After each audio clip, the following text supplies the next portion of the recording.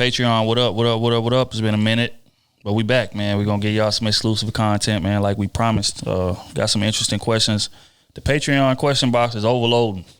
So, we're going to take this time to, run through at least a couple of these for y'all, man. So just stay tuned. First and foremost, this is from... They want to be anonymous. Oh, hell no. Fuck all that. Why y'all getting so nervous all of a sudden, man? Next. Jesus Christ. Look, man, we gonna answer it on here. Y'all got to stop all this anonymous shit, bro. All right. Question goes, hey, Krew, I'm not sure if this is how I submitted a question for the advice column, but here it goes. I would like to remain anonymous, please. Let me just say your podcast episodes has been getting me through my work days over the past few weeks. I first came across you guys on TikTok and have been hooked ever since. I started from episode 1, and I'm about halfway through now. Love what y'all are doing. Keep it up. And now I'm a Patreon member. Thank you. Out to the. Thank you. We appreciate you. Damn. All right, she says, I've been in a relationship with my boyfriend for almost 3 years. He's 32, I'm 31. We've known each other since junior high school and dated a little in high school. When we first got in contact with each other, I wasn't looking for a relationship at the time because I had just gotten out of a long-term relationship that ended badly a year prior. I was working on getting back to myself during that time. A few months later, we started dating and threw caution to the wind and decided to get into a relationship since we've known each other for so long. Up until 8 months ago, our relationship was long distance. He lived in Georgia and I lived in Florida. We made it work, visiting each other as often as possible, whether it be driving or flying. Now I'm in Georgia. However, we do not live together, but we are looking at houses together for home ownership. For the past year or so, he's been distant from time to time and blames it on not wanting to burden me with his issues. And quote unquote, the streets turned him like this. When he does this, he goes ghost for days at a time. Won't answer calls or text messages. And when I do go over his house, he stays on his game, stays outside working on his cars, or just straight up won't pay attention to me while I'm there. The last time he did this, I left the house without telling him I was leaving, and he got upset with me for leaving, which resulted in a huge argument. I've spoken to him about how he treats me when he, quote unquote, has a lot on his mind. And I've told him it's okay to talk about whatever he's going through with me. If it's too much for him or maybe trying to go to therapy, he'll say okay and claim he'll do better, but nothing ever changes. Sometimes I feel like he's messing around on me because one day I saw a few messages on his lock screen from a person whose name was stored as the blue heart emoji. Since seeing that, I can't help but to think those times he's acting distant, he's cheating. Disclaimer, I wasn't going through his phone or anything. He asked me to bring it outside to the garage for him while he was in there hanging out with his boys. Do you guys think I should continue this relationship or should I call it quits? I really love him, and I have a great relationship with both of his kids and love them just as much. Wow. The kid in there as a caveat. Got you hooked. 3 years. Sure, my honest opinion, I'm going to tell you, hell no. From what I see and from everything that you're saying. Yeah, I agree. I mean, I really want to break this down. Well, okay, I'll just jump into the first thing that stood out. She said a lot. First thing that stood out was he's 32, you 31. Y'all been together for 3 years. So that's at an age to where you should have some kind of emotional intelligence and, know of ways in which to handle things with your partner that's in a productive fashion more so than a destructive fashion. But the caveat is if you haven't figured it out by that age, you probably won't figure it out ever. So that's the downside of that situation. What I want to say is if you value everything else about him, you got a good relationship with the kids. Everything else is cool, but when he gets into these modes, he kind of shuts down. I would say recommend therapy, which you say you've done. Mm-hmm. Try to work with him. Try to just be there for him, which you say you've done, and you said he's still distant, and you feel like he's cheating. So if I'm looking at it from a completely objective place, I would say that he's probably going to be that way forever. So it comes down to an issue. Okay, is this what I want to deal with? If it is, then you bite the bullet and take what comes with that. But if it's not, then you got to move around. Because one thing about self-improvement is the key word in that is self, meaning that you can't fix it for him. So if he doesn't want to address how he behaves when he's in these moods, it's nothing you can do about it. You can complain, you can cry to him, you can go talk to his mama, whatever. If he's not ready to make the change, he's not gonna do it. Plain and simple. So, you know, that's what my recommendation is. Just hearing that, I would say, yeah, that's probably not the right situation. But you know my take on long distance anyway. Y'all shouldn't even been together. He in Georgia, you in Florida.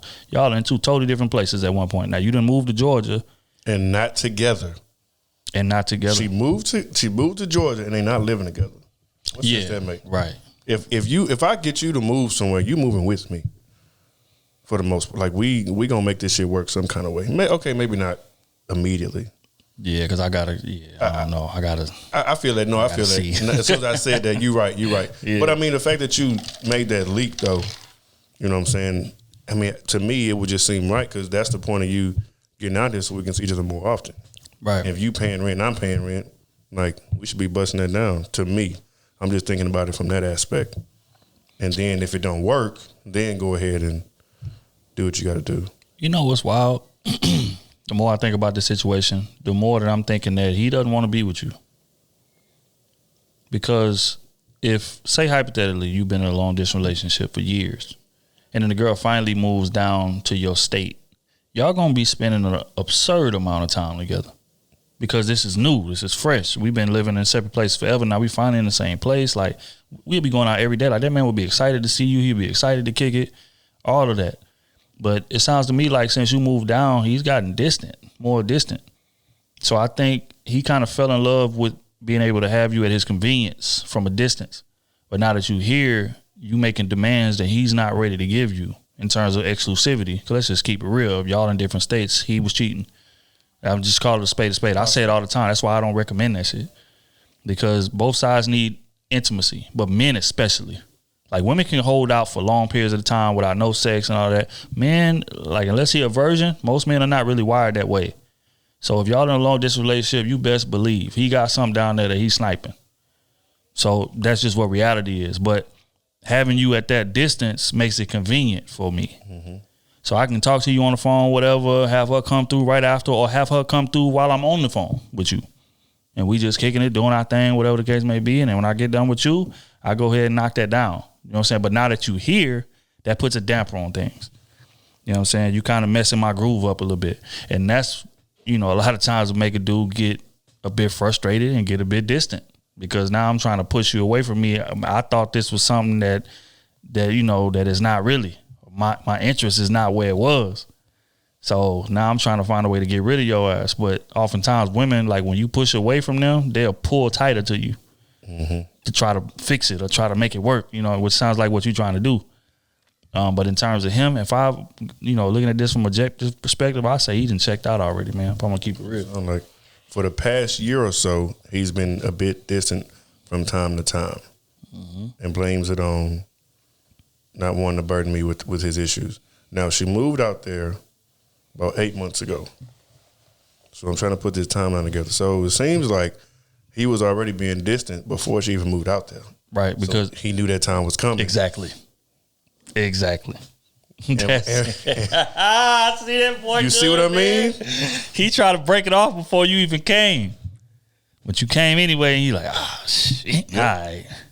I guess I got to try to make this work some kind of way. And he goes ghost for days at a time. That's won't crazy. Answer calls or text messages. And when I do go over to his house, he stays on his game, stays outside working on his cars, or just straight up won't pay attention to me while I'm there. That's it right there. Right on the wall. That's right on the wall, baby. He checked out. I'm not going to say he cheating because I don't want to put that on that man. But he most likely could be. Or it's something else, or it's... Would you consider lying cheating? No. Okay, I just want to clarify. Some people, you know, hold those and like, you know, like they cousins, they third cousins. I mean, it ain't cheating unless I physically did something to somebody. Mm-hmm. Then that's cheating. But if you lie, you just wait. You said unless you physically did. So okay, so if somebody texting somebody different than that. Well, yeah, that's cheating too. That's technically cheating. Yes, you reaching out, you having conversations you shouldn't be having. Yes, that's cheating. Absolutely. But if you just straight up lie. Like, nah, I'm cool. Ain't nothing wrong with me. That's just lying. They ain't cheating. So you would say like misleading is cheating? Nope. Okay. Nope. Okay, I just want to. Nope. I'm just curious. Trying to back me on court over. Nah, man. I'm sorry, boy. You. Yeah, that shit over with, man. And then she loved the kids, so of course she don't want to break that relationship. She moved all the way out there, so it's a lot. I get it. That's the thing, bro. Again, that's why I don't recommend that long distance stuff, bro. Unless y'all got an immediate plan to be within each other. See a Crip? Got a blue heart? They probably, you probably said the streets made him that way. Got a blue heart in his phone. That nigga said the streets made me like this. That shit over with, man. I'm gonna tell y'all, man. Like on some real shit. This is big brother. This is big cousin. This is uncle. Whatever you wanna, whatever category you wanna put me in, whatever label. I don't care. But like situations like that, man, is I don't know. I'm curious to know how she came up. I'm curious to know if she has siblings. Like, I'm curious to know all these things because that's not normal. It's not. And I know a lot of people be in toxic situations and things like that, but that's not no situation where you feel comfortable, you feel loved, you feel appreciated. Like, you don't sound happy at all from everything that you write now, but you love this person. Like, do you really love this person? Or are you just kind of attached to them and the idea of them? Or I don't know, because she said they had been friends or whatever since like junior high school. Mm-hmm. So maybe she's clinging on to that. You know, it's some of that, but like that's not real love. That's not even. I would never want to be in a situation like that. You not paying attention to me at all? On 3-4 days, ghost is crazy. Ghost? As soon as you go ghost, girl, I'm gone. As soon as I found out you okay, I'm gone. That's it. You went ghost for 4 days, and this ain't the first time you done it. No, you good. You got that. I don't know whatever you going through, but you can deal with that over there. Prayers to you. You know what I'm saying? Like we say, prayers to all parties involved. But I'm over here. I can't go through that. Just random times you just not feeling it, and then you just dip away for several days. No kind of communication. Hell no. Hell no. Yeah, I agree, man. I think you can only give people so much rope. And you know, again, certain men grow up rough in terms of being able to express themselves emotionally or not being able to, which is completely understandable, but that's something you got to sort out at a young age. You can't be 35 still having communication issues. I don't understand that. You know what I'm saying? But just like I said earlier, just hearing this situation, it just sounds like he wanted to keep you in that role you was in. But you wanted to be an exclusive item that lived in the same place and all that, and you was pressing it on him because women have a way of doing that. And he was reluctant the whole time. That's why that getting distant stuff started before you came. Because as soon as you probably told him that, he probably signed, oh, okay, you coming down, da, da, da. He was trying to fake the excitement. He wasn't excited. Because he knew when you got here, that's going to put a dent in my situation that I got going. Because while you gone, I got free reign to do what I want to do. All I got to do is talk to you once, twice a day, and I'm cool. I'm free the rest of the time. I can have chicks spending the night. And again, there's plenty of women out there that'll understand that you got a girl in law. They don't give a damn. They will be laid right next to you while you talking to your girl on the phone. That's crazy. So you moving down here or moving closer to him, you know, in his head, he thinking, hell nah, I'm not ready for this. And he tried to push you away. But you, again, like women do, when you push a woman away, women pull you closer to them or try to. And that's what you did. You know, that explains the, you know, recommending therapy and, you know, maybe we should try this or try that, or I'm going to come over and I'm going to just be there. I'm going to just sit in your space for you and just try to, you know, understand you from the. He already checked out. All that's wasted energy. But then she's going to say, but why did he get mad when she just up and left? Of course, they're going to bring that up. Yeah. It's a controlling tactic that they use. Yep. This fake, you know what I'm saying, acting like I care about you to keep you around, have your emotions all over the place. No, that's just a tactic. He don't really mean that, because if so, his actions would reflect that. Right. He's showing you everything. He's showing you everything. You making a list. It seems like every time you go up there, you just there. That's pretty much what it seems like. Yep. He's doing everything but spending time with you. He's not saying, hey, baby, come outside, watch me work on this car, or let me show you, let me teach you this, let me teach you that. come outside with the boys or whatever for a second. Like, he not telling none of that. You're not playing the game with him. He just completely ignoring your ass. Yeah. So long story long, baby. That's over with. You need to find you something new. But if you would have wrote in a little earlier, I would have told you when it was long distance to end that. It would save you some time and some years. But it's all good, man. We learn when we learn. All right, we're gonna answer 2 more of these, man, and we're gonna call it a day. This next one is from Rachel, Patreon.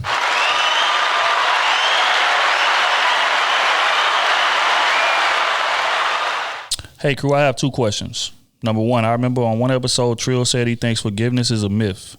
Do you believe in karma? My husband doesn't. I, however, 1,000% believe in whatever you put out into this world will come back to you one way or another, good or bad. Whether you want to call it karma, you reap what you sow, or what goes around comes around. 2, do you believe in saying, quote unquote, I'm sorry? My husband doesn't.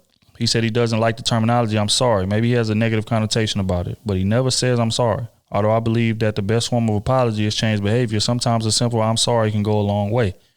And another thing, can Patreon members get some behind the scenes footage of Battle of the Sexes or some blooper reels? Yes, we're gonna definitely start giving y'all more of that, man. We done tried to make it happen in the past couple episodes, but we done had camera malfunctions as far as the other camera. Just different things like that. But I'm gonna definitely make it a more concerted effort to get y'all some of that for sure, because that's some classic stuff too. That's a fact. To the first question, do you believe in karma? Yep, definitely. I think good or bad, man, it's coming. It's coming back around, and it may not come immediately. It may come years down the line, but it's coming. You can be out here doing dirt for years and think you getting away with it, and you finally settle down with your girl and think, oh man, I'm good now. I done dodged all that. Yeah, I done lied to all these chicks, I done finessed all these chicks or whatever, I'm cool. You think you clear. Then you have a daughter. Then they start doing the same thing to her. You know what I'm saying? So again, it comes around in a bunch of different ways, and it may not hit you directly, but it'll hit something you love for sure. So yeah, watch how you treat people, bro. And that's why I believe in treating everybody solid.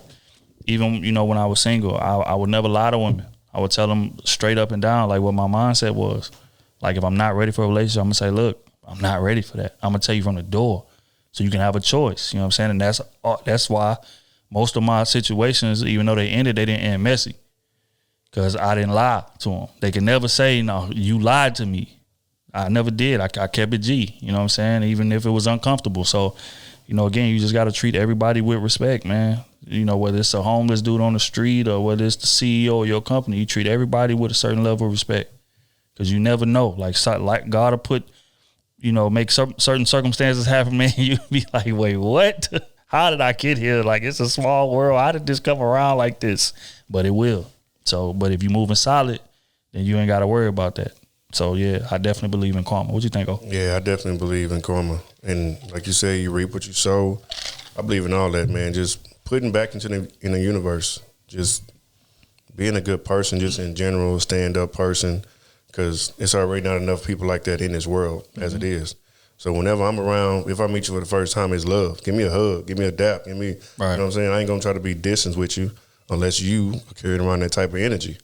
And I'll just say, for example, like, the reason why I believe in it too is just I've had so many like confirmations, and you can call these things consequences. Not consequences. What the fuck I'm trying to say? You said coincidence. Oh, coincidence. Coincidences. You could say coincidences or whatever. But like one time I went to a theme park. Okay, I'm riding on the ride. No, let me reverse back a little bit. So the day, like it was like a week before, maybe, if that. I remember it was this real short period of time. I went out to a bar, had some drinks or whatever, went to the restroom. It was a wallet in the stall, full of cash, probably about $400-500, easy. Could I have taken it and just walked out? Yep. But I was in my head, I immediately thought, what if I left my wallet right here? Like, I would want somebody to do the good thing and turn it in. Now, I know everybody ain't like that. That's just my mind frame at the time. So it's like, I'm gonna bring this to the bar, and maybe they, might know. It just so happened the bartender knew exactly who the dude was. So he just came up and said, thank you, I appreciate it, yada, yada. And I was like, yeah, ain't no problem, because I just know there have been plenty of times where I've been out, lost my phone or something like that, and I was able to find it. Right. You know, so it just, you know, I really appreciate small things like that. So then it was like I said, a few days later, went to a theme park, ride on a roller coaster. I get off the ride, I'm going to pay for something, can't find my wallet. I'm hurt. I'm like, ain't no way I lost that shit on the ride. Ain't no way. Ain't no way. So I'm like, bro, I'm out here stuck. I ain't got no money. I'm supposed to be paying for my chick. I got my chick with me. So I'm like, God damn. So I go back. I cut through the line. I cut through everybody. I just went through. Fuck it. I said, I'm going to get my wallet. Went through the line, cut through the line, got all the way to the front. And then once the first people got out, I checked the seat that I was in. It wasn't there. And I was like, oh, somebody done got me. But it had 2 cars or whatever you want to call it. So the next one came right after them. Checked the seat. It was like wedged in the seat. My wallet. Everything was still there. And so I immediately thought to a few days before, and I was like, I wonder, had I not, you know, turned that wallet in, would my stuff be gone? Probably so. So I just think of small stuff like that. And things like that happen to me all the time. And I feel like it just comes back in strange ways. Just strange ways. So I just try to continue to do good and, you know what I'm saying, do what I'm supposed to do. Like I ain't try to hurt nobody or make nobody feel bad or no, we're going to have a good time. It's always going to be a good time. Right. You come to my house, I'm going to welcome you like you family. That's just how I'm wired. So, yeah, I definitely believe in it because that shit real. Solid. The next question is, do you believe in saying I'm sorry?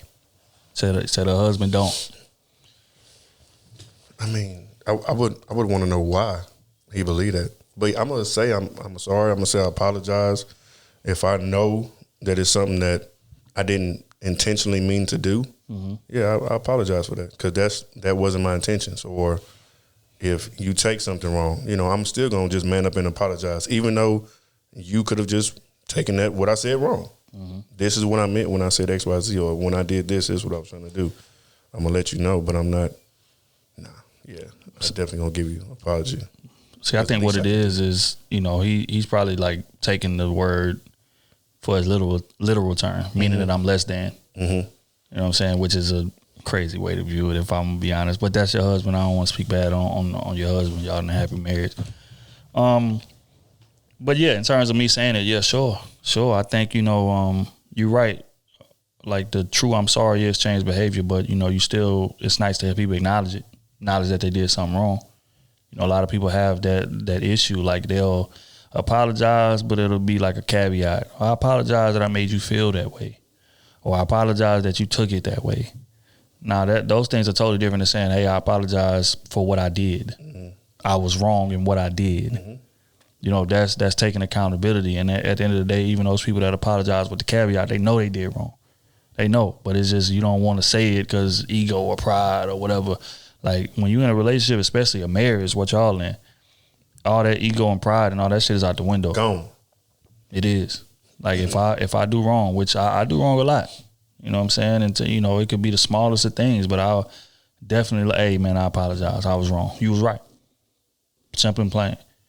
Because one thing you find out about being in long-term relationships is that being right is not that important. It's not. You know, OG once told me one time, he said, do you want to be right or do you want to be together? Which means something you just got to take to the chin. You know what I'm saying? You may be right. You may be all the way right. But is it worth the damage it's going to do by you arguing her down to a point of nothing just to prove that you're right? You know what I'm saying? Because you still going to have to deal with consequences after that. You know what I'm saying? And that's not saying that to take everything, let everything slide. That's not what I'm saying. But you got to pick your battles. There's certain things you can just, you know what, man, all right, you got it, and keep it pushing. But in terms of you, I'm just type person just move with integrity, man. Like if I'm wrong, I'm gonna be the first person to say it. Like nobody's a harsher critic of me than me, and that's real. And I'm not perfect. You know what I'm saying? So I may say something maybe out of tone, or I may, you know, be a little, you know, distant or nonchalant or just negligent. I may have just forgot some shit that I, you know, that you felt was super important or that I should have put a little more stock into, and I gladly apologize for, hey man, that's on me. I take that. You know what I'm saying? As just part of being a man, as just part of being grown, as just part of being mature. So yeah, to answer that question, that is not normal. So I would really sit down with your husband and ask him what is his reasoning for that. instead of just assuming. But in terms of, what I believe in it, hell yeah, I believe in apologizing. That's weird to me. Yeah, very normal to him. Right. But I'm just like, what's the reasoning behind you not wanting to say it? Especially to your wife. Now, to outsiders, it's like, all right, I can understand. You know what I'm saying? But I guess, I don't know.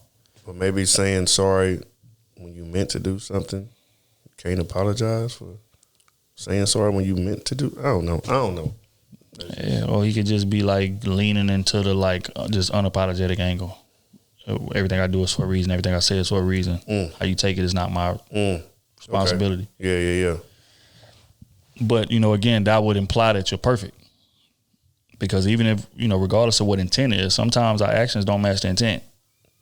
I may have intended to, give you a little bit of critique in terms of strengthening our relationship, but the way I communicated may be trash. Mm-hmm.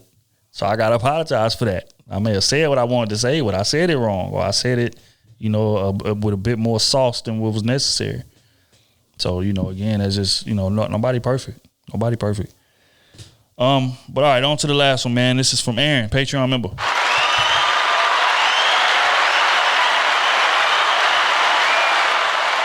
Say, hey, what's up, crew? This Aaron. He said, I took what y'all told me into consideration and developed a progression plan for myself. I had a question that's been on my mind for some time now regarding finding the right woman for me. I often hear people say, when it comes, you'll know. But what does that even mean? If I haven't found anything and don't plan on settling for anything, should I just focus on myself and kick it? Yep. How would I even know if I've come across the right one? I think, so I'm going to share a little bit from me, and I did some reflecting and stuff before. It just takes dating. You really have to date people. You really have to vet people to really understand the different feelings and emotions that you go through when you're dealing with somebody. Because there are certain people that you deal with and just on some casual, and they don't mean that much to me. But there are other people that you deal with they're more valuable to you in your life, and you hold them on a higher pedestal. And I feel the one. It's just especially if you're a good person and you giving them great energy, you treating them right, treating them with respect, taking them out, y'all having a good time. Like when they are giving that back to you, when they are reaching out to you, trying to see if you're okay, when they trying to buy you something nice just because you mentioned something. Like one time I got some headphones bought for me because I just happened to lose my recent pair. And I was like, damn, my workouts ain't going to be the same. I'm going to wear these janky-ass headphones or something. A couple of days later, I had some wireless headphones at my house. Oh. So, it's stuff like that because they pay attention. They see what you're doing. They just want to make you happy and make your life a lot easier. And I think that's the difference. You just have to date people to really understand what you like and don't like. And then once you meet somebody that checks off most of those boxes, you'll be like, okay, yeah, this is where I'm supposed to be. This feels good to me.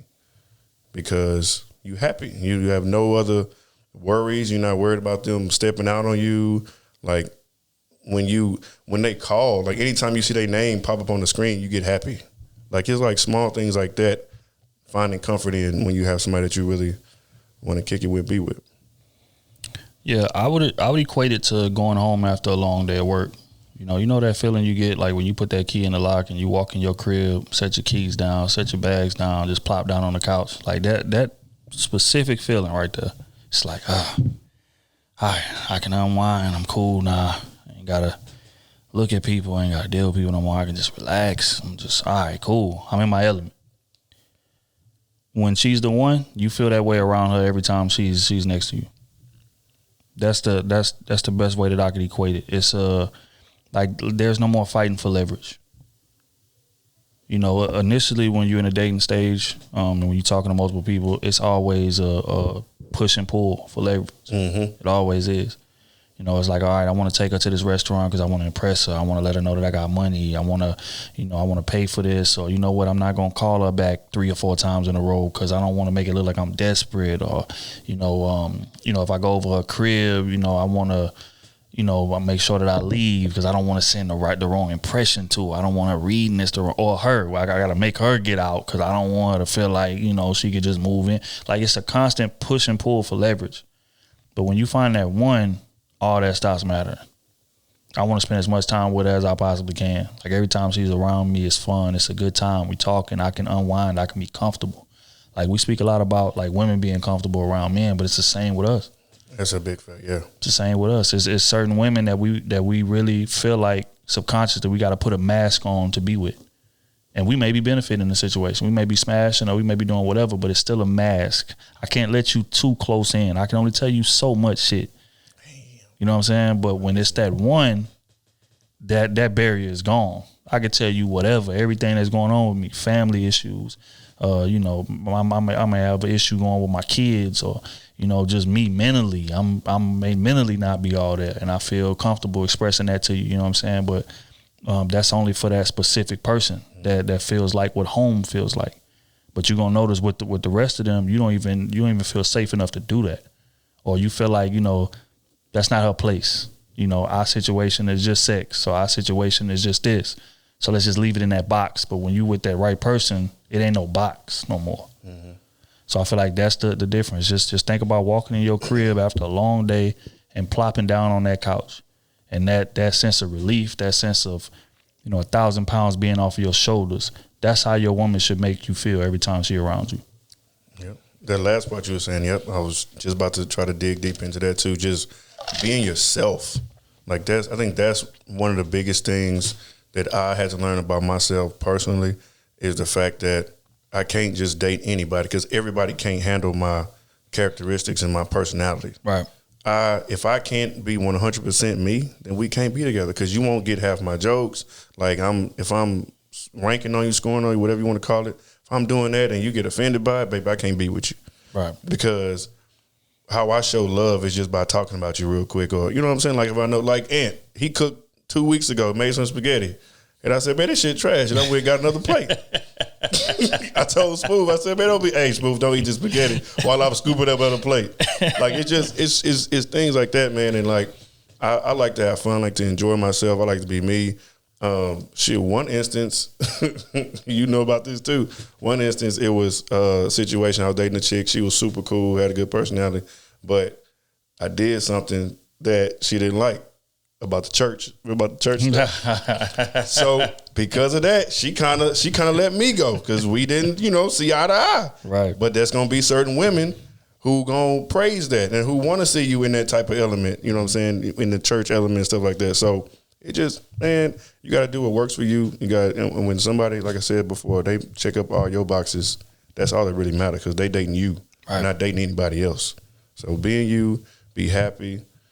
You know what I'm saying? Get somebody that's thoughtful, appreciative, caring, considerate. Like you want to, those little qualities and characteristics about a woman, you definitely want to pay attention to. And if they're not doing that, then they ain't for you. Yeah. And also don't be scared to pull that trigger if you run into it early. You know what I'm saying? Like we say that a lot too. Like I don't recommend, as far as people getting into serious relationships, like very, very, very early. But if you run into that unicorn, you do what you got to do.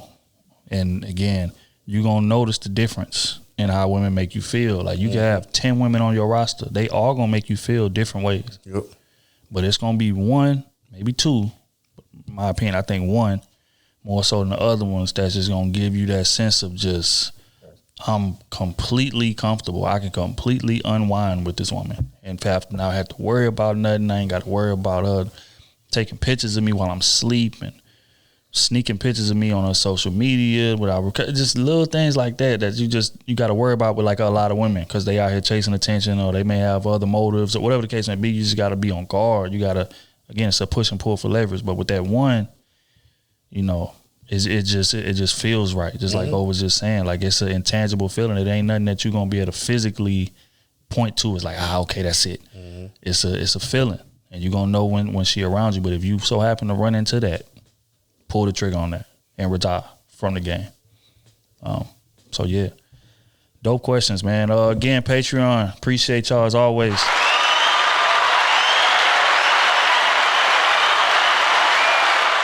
Oh, one more thing too. And yes, stay by yourself as long as you can, if you can. Oh yes. So yes, don't worry about outside of you don't find nobody. Yes, go ahead and just kick it by yourself. It's gonna come. Trust me. Just keep doing you. You know what I'm saying? If you need to go out here and there, whatever, but Yeah, just keep being you, bro. It's gonna fall into place how it should be. Just make sure you have your things in order so you can be ready for that woman. Facts. That's it. And on that note, man, we up out of here, man. We appreciate y'all for tuning in as always. Until next time. Love y'all. Love.